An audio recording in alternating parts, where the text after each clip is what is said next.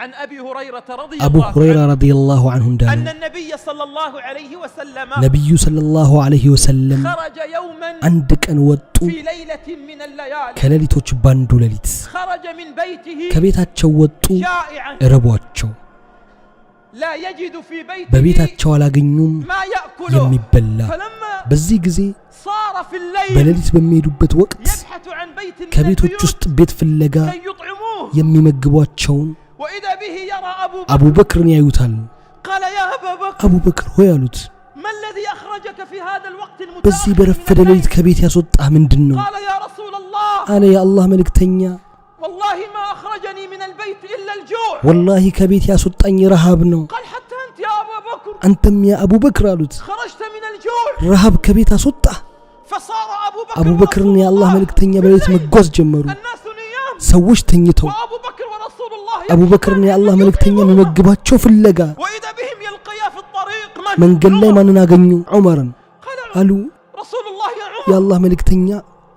ما الذي أخرجك في الليل በዚህ ሌሊት ምን አወጣ قال يا رسول الله አለ والله የአላህ መልእክተኛ ወላሂ ما أخرجني إلا ያለ ረሃብ ምንም አላወጣኝም رسول الله የአላህ መልእክተኛ وأبو بكر አቡ በክርም وعمر ዑመርም ሆነው يسيران في ليلة مظلمة በጨለመ ሌሊት ይጓዛሉ يجدان طعام ما أخرجهم ምግብ إلا الجوع ባለማግኘታቸው ከቤት ወጥተዋል جاء رسول الله إلى بيت من የአላህ መልእክተኛ ወደ ማን ቤት መጡ إلى بيت رجل من الأنصار ከአንሳር የሆነ ወደ አንድ ሰው ቤት በሩን አንኳኩ خرج له الرجل ልጁ ወጣላቸው قال أهلا برسول الله አለ አህለን የአላህ መልእክተኛ أهلا بأبي بكر አህለን አቡ በክር مرحبا بعمر እንኳን ደህና መጣህ ዑመር فأجلس رسول الله وأبو بكر የአላህ መልእክተኛ ዑመርና አቡ በክር ثم ተቀመጡ جاء بالماء البارد ከዛም ቀዝቃዛ ውሃ መጣ ووضعه أمام رسول የአላህ الله መልእክተኛ ፊት ለፊት አስቀመጠ ثم جاء بشاة ከዛም فذبحها ፍየል አመጣና አረዳት ثم قام بشيها ከዛ ስጋዋን አመጣና فقدمها إلى أبي بكر وعمر ورسول ለአቡ الله በክር ለዑመርና ለአላህ መልእክተኛ ሰጠ فأكل رسول الله حتى የአላህ መልእክተኛ እስኪጠግቡ በሉ وأكل أبو بكر حتى አቡ شبع በክርም እስኪጠግቡ በሉ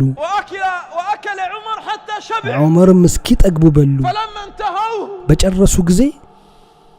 نظر رسول الله የአላህ መልእክተኛ ተመለከቱ إلى الماء البارد ወደ ቀዝቃዛው ውሃ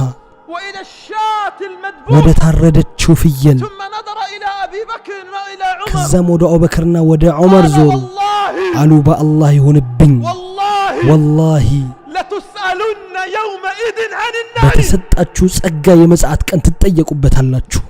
أبو بكر وعمر አቡ በክርና ዑመር أخرجهم إلا ያለ الجوع ረሃብ ምንም አላስወጣቸውም شربوا ماء بارد ቀዝቃዛ ውሃን የጠጡት يقول لهم رسول الله والله لتسألن የአላህ يومئذ መልእክተኛ عن አሏቸው هذا ወላሂ النعيم. በዚህ ጸጋ ትጠየቃላችሁ أما يسمع هذا الكلام ይህን ቃል ይሰሙ ይሆን لصوص أوطاننا የሀገራችን ግማሽ ሰዎች ممن يأكلون ويشربون ከሚበሉት ከሚጠጡት وبطون الجوعى تتضور የረሃብተኛ ሆድ በረሃብ ሲሰቃዩ أما እያዩ يسمع ذلك أصحاب النعم አይሰሙምን እነዛ ባለ ጸጎች አይሰሙምን እነዛ ባለ ሀብቶች ስለ ድሆች ምንም የማያውቁ أما يسمع ذلك ولاة أمورنا አይሰሙምን እነዛ وحكامنا ተጠሪዎቻችንና الذين መንግስቶቻችን تقدم لهم موائد لا የሚቀርብላቸው يرى ማዕድ ولا يرى آخرها መጀመሪያውም መጨረሻውም የማይታይ የሆነ والفقراء ما زالوا يأكلون من ድሆች القمامة አሁንም ከቆሻሻ እያነሱ ماء ይበላሉ بارد شربه رسول الله قال ቀዝቃዛ والله ውሃ ስለጠጡ لتسألن يومئذ ወላሂ عن በዚህ هذا ጸጋ النعيم. ትጠየቃላችሁ ነው የተባሉት ونعيم أوطاننا الذي የሀገራችን يستثمر به ጸጋዎችም في بلاد الغرب በምዕራቡ ሀገር لكننا ኢንቨስት لا نقول ሲደረጉ إلا እኛ አንልም أين ከማለት أنت ውጭ يا رسول የት ናችሁ الله؟ ያ ረሱላህ